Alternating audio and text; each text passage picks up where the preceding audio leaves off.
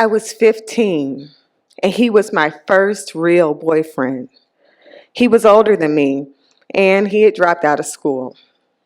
I knew he was involved with some drug use, but I had never experienced or been around anything like that. I wasn't sure how to handle it. We dated a month or so before he began to pressure me about becoming physical. My telling him I wasn't sure if I was really ready to do what he wanted seemed to be okay with him at first, but it started to irritate him. What started as what I now know to be verbal abuse turned physical. After a few instances of this, I decided to end the relationship only to find out he had left town.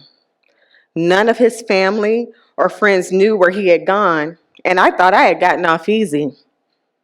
Months went by without any word from him, and I was starting to feel more like myself again. He showed up at my job 4 months after he disappeared. He tried to convince me to come with him after work so we could talk. He seemed calm enough, so I agreed to leave with him. He drove us to his house, and we went to his room to talk. The conversation quickly turned angry, and he became violent when I told him I was going to leave.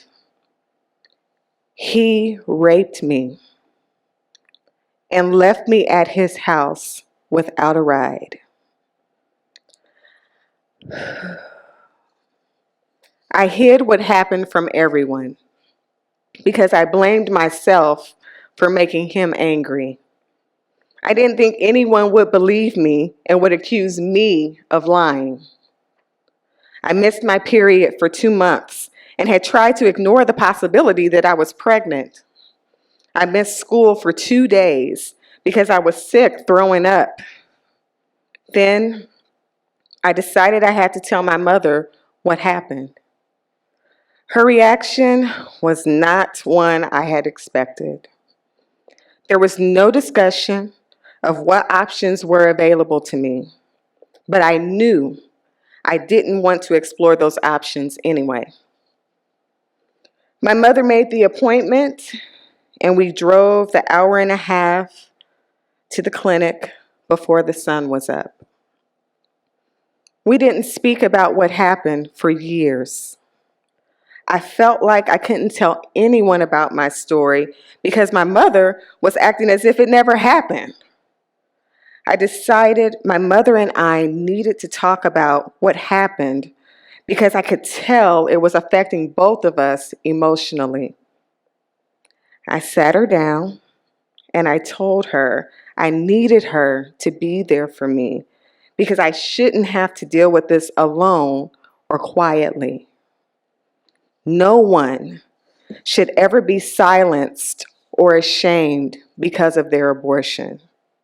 No one should ever feel like they are alone in this situation. Lindsey.